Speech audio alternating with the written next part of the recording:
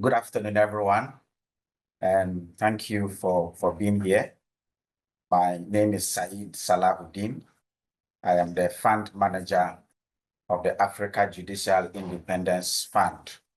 I'm excited to share with you how the Africa Judicial Independence Fund is working to strengthen judicial independence across Africa, which is a key pillar of democratic and accountable governance. Now, when you look at the presentations of my first colleague, Bonnie, one thing that came out clearly from his presentation was that when it comes to demand for democratic and accountable governance, African citizens seem to have high preference. He also made it clear that at the same time, the supply side for democracy seems to be on the decline.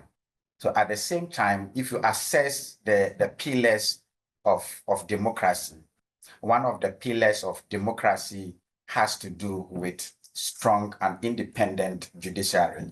So we've been looking at our data for some time now, and we are concerned that while the African citizens seems to have high demand for democracy, at the same time, the supply is dwindling. And our data also shows that when it comes to the level of trust in the judiciary on the African continent, trust seems to be also reducing. If you look at our round 9 survey, which was conducted between 2021 and 2023, we asked African citizens on their assessment of the level of corruption in the judiciary. And 35% of those that were surveyed said that most or all judges were corrupt. And when you compare that to the previous round, which was round 8, it was 33%. What that means is that increasingly, African citizens are beginning to lose trust in the judiciary. At the same time, they are not getting the supply of democracy, and that becomes a worrying trend. So we wanted to help ensure that judicial independence on the continent is strengthened. So what we did was to set up the Africa Judicial Independence Fund. The fund is there to provide support, whether financial or technical support, to ongoing interventions on the continent so as to strengthen judicial independence. We are currently operating across multiple African countries. But before we even started operations, the first thing we did was to assess the state of judicial independence in Africa so that we can make our interventions most impactful. And when we did the landscape scan to assess the state of judicial independence in Africa, we found out that there are numerous challenges confronting judicial independence across the continent. I must add that our survey covered 11 countries. We covered Angola in our survey. We covered DRC. We also covered Kenya. We covered Nigeria. We covered Mali. We covered Ghana. We covered Senegal, South Africa, Uganda, and then Zimbabwe. We covered these 11 countries. And we found out that the judiciary is facing multiple challenges. One has to do with the fact that we found out that across all the countries surveyed, most of the countries has in their constitution the proclamation that they shall be independent judiciary. Is there in the law. At the same time, we have seen attempts by the executive arm of the government, by the legislative arm of the government to undermine this same proclamation. For example, if you take the case of Zimbabwe, we saw that, yes, the constitution had made the appointment system of judges outside of the hands of the legislature, which was very good. But quite recently, the executive and the legislature have now passed an amendment to Section 180 of the Zimbabwean constitution to now take away the power of appointment of the Chief Justice and then the Deputy Chief Justice from the Judicial Service Commission and vested exclusively in the hands of the president. And then at the same time, they have done another amendment in Zimbabwe to also extend the tenure of the current Chief Justice, who was to retire by 70 years. The president, the executive, and the legislature had also done the amendment. And one would have thought that once you pass a law, it would take progressive effect. But they said that that amendment should affect the current Chief Justice. And therefore, as we speak now, he will now be retiring at the end of this year, whereas he should have retired 5 years ago. So apart from lack of respect or total disregard to the constitutional framework, we have also seen issues about internal threats. We were thinking that when it comes to judicial independence, the threat is just about the executive and the legislature. But in some instances, the threat is from within the judiciary itself. The internal dynamics within the judiciary sometimes also lend itself to undermine the same judiciary. Example, how judges are empaneled to look at a case. In most African countries, even in Ghana, which we thought was a strong case for judicial independence, when it comes to empaneling judges of the Supreme Court, it is vested in the hands of the Chief Justice, to the extent that quite recently, when a panel of judges were adjudicating on a very serious matter, midway, the Chief Justice had to reshuffle all the judges and bring in new judges. And we are of the opinion that justice must not only be done, but justice must also be seen to be done. And when you do some of these things, it undermines the very independence of the judiciary. We have also seen instances of the conditions of service of the judges, the courtroom, and the caseload of the judges, and the fact that judges have huge caseload, and that affects their well-being, and that also affects the quality of judgment that these judges can deliver. So there are multiple threats across various fronts confronting judicial independence, and that further give our support to help strengthen judicial independence in Africa. So we set up the Africa Judicial Independence Fund. The fund has in place a lot of objectives. The first objective is to look at some of the countries that the legal framework is not that robust when it comes to appointment, when it comes to promotions, when it comes to tenure, and all of that. If you look at Ghana, for example, the current Chief Justice of Ghana is undergoing investigations or proceedings that could possibly lead to her removal. And we were all awake. We thought that the Ghana Constitution was very robust when it comes to protecting judicial independence. But we saw that when it comes to removing the Chief Justice of Ghana, a petition is submitted not to an independent body, but to the President of Ghana. That's the first thing. And once the president receives the petition, the president must consult a council of state, and the president may suspend the Chief Justice. And the president is the same person that will empanel a committee to look into the allegations leveled against the Chief Justice. This is playing out in Ghana as we speak. One would have thought that the removal of a Chief Justice should have been given to an independent body. The independent body should have been predetermined without the president having a role to appoint who should be part of that body. Ghana is not an exception. Other African countries having weak legal framework, and we seek to ensure that these countries get the legal framework enhanced so as to protect the judges from threats from the executive and from the legislature.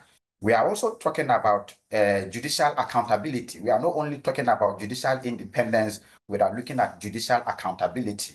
Because if you have the independence of the judiciary, we must also account, the judges must also account to the populace how they use their power. And for that matter, we are looking at how do we build ethical issues among the judges so as to reduce the perceived level of corruption which the Afrobarometer survey result has been pointing out to. So we seek to provide training to judges to enhance their ethical standards so as to ensure that accountability issues is also advanced. And then we also seek to provide support to civic space that seeks to promote and encourage judicial independence across the continent. And actors that are threats to the judicial independence, we seek to hold them accountable. If you take, for example, in the case of Uganda, there was an election dispute, not just any election dispute, presidential election dispute that the Superior Court of Judicature of Uganda was adjudicating on. At the end of the day, one of the judges wanted to give a dissenting view, which should be encouraged, but she was asked that she could not read her dissenting judgment in court. This judge, Esther Kisawe, persisted that she was going to read her dissenting judgment. When she wanted to read the judgment, the lights in the courtroom were turned off.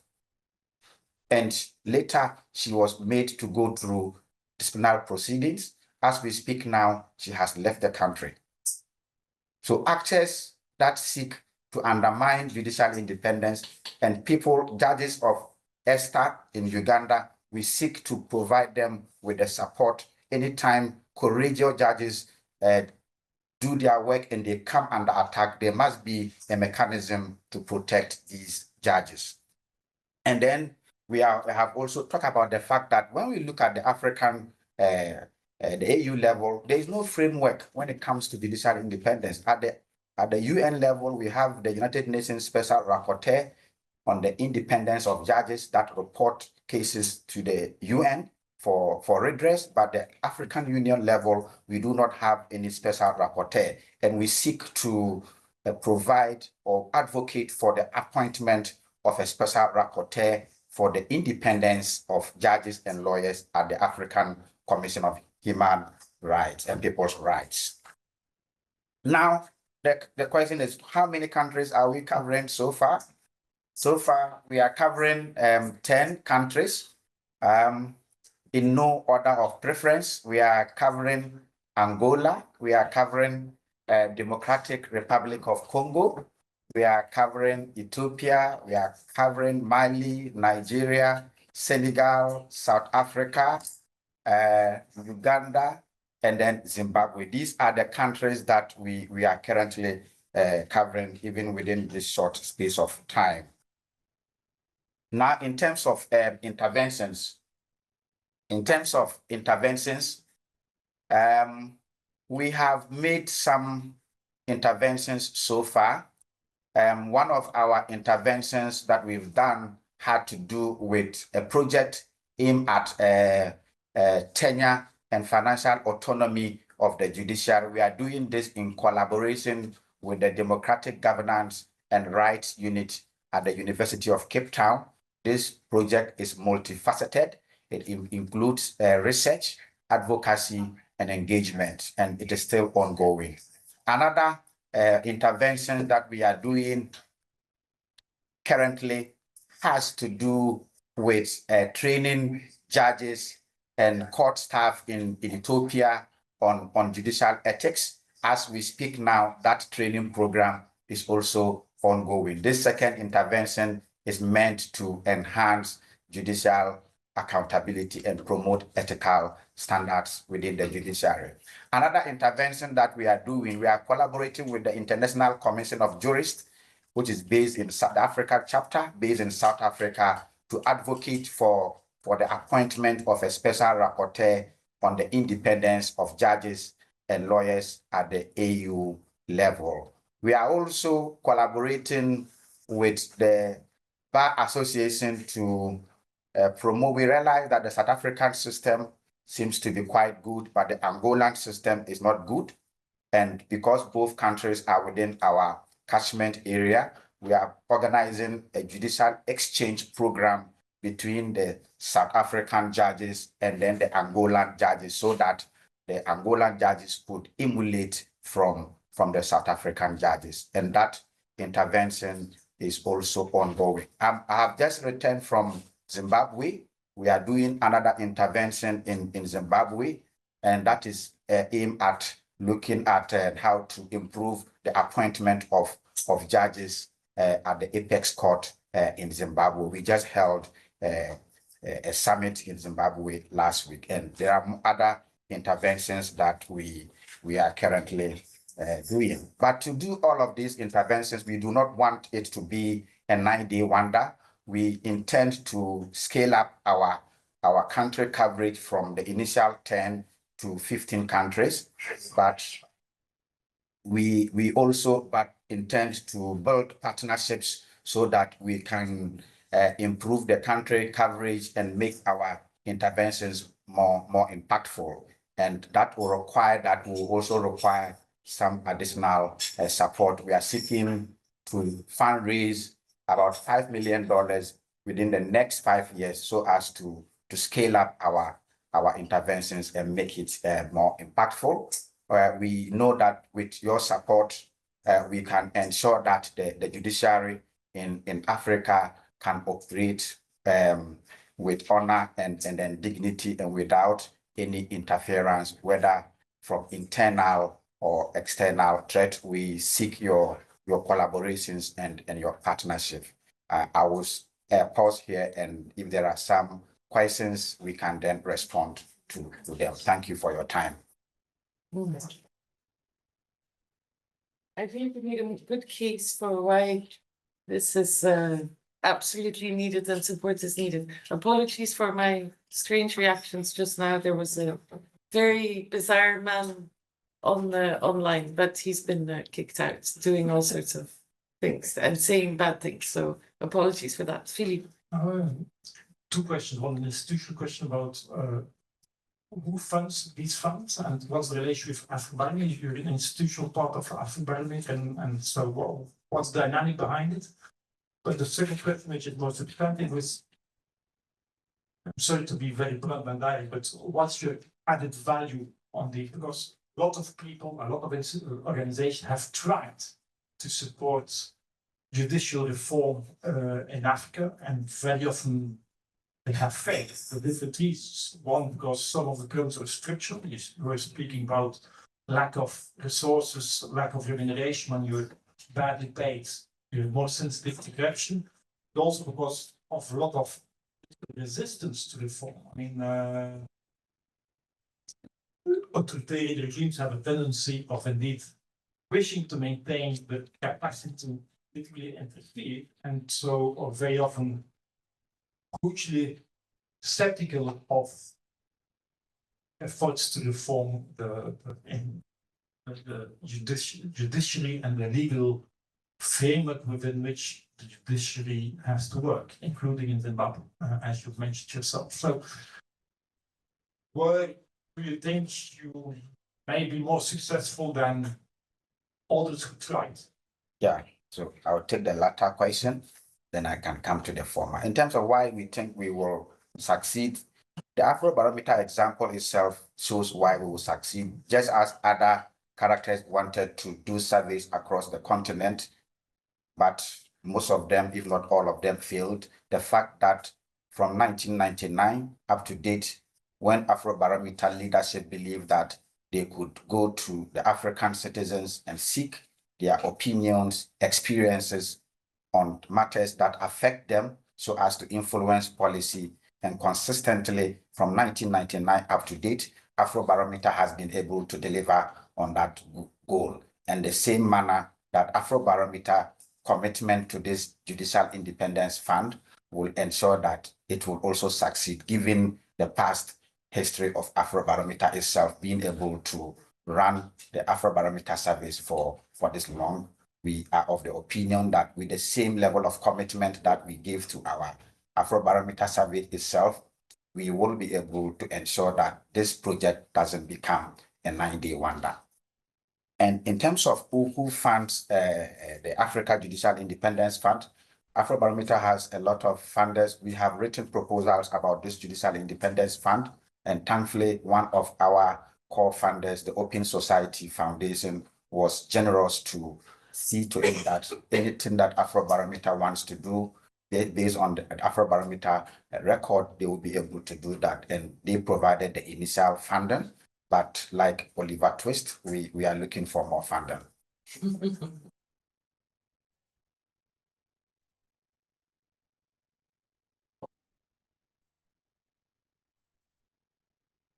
Thank you again. Just one question, and I might have just missed it because maybe during your introduction you spoke about it. I would like to see to understand your collaboration with the judiciary. In the recent past, we have been seeing a lot of elections being nullified, and then judiciary has a bigger role in terms of validating the results of the election. In some cases, we have seen the judiciary not really being independent and just, supporting, the government. And as it was the case perhaps for Kenya, it was a bit difficult to get the validation going. Do you have a role that you play, or do you have policy papers you have written in terms of lessons of the role of the judiciary when it comes to the declaration of results in times of conflict of election results? Well, okay, thank you for the question. So in terms of election dispute resolution, is a key pillar of judicial independence and democratic and accountable governance. We've not done any research work, but we are currently having discussions with the African Judges and Jurists Forum.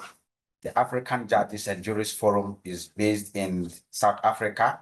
We are collaborating with them to look at the area of election dispute resolution, so as to ensure that when matters or electoral dispute come before the judiciary, they will be able to dispense the issues without fear or favor. And we are also supporting them to also go into the ground. Elections are not won in the court.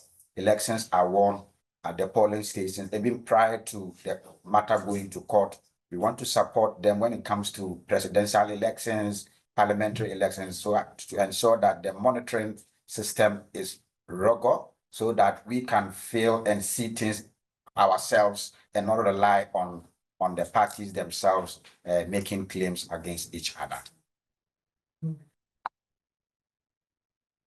Okay. Gad is ready with the microphone. I'm not getting any messages from online, and I'm not sure, I might have been disconnected as somebody hacked our line. So maybe I think with this, I wish you good luck. It's a very brave and ambitious endeavor for sure, and indeed, but your confidence in the work of Afrobarometer obviously gives you confidence on the way forward. I think it's a work not only on the continent of Africa, but you have these same issues in other continents as well. But I think really it has been a long morning, but a fascinating morning. Thank you, Team Afrobarometer, really for the work. And I do think we should make this a date and come back with other topics next year. So thanks very, very much. And thanks to all of you for being here.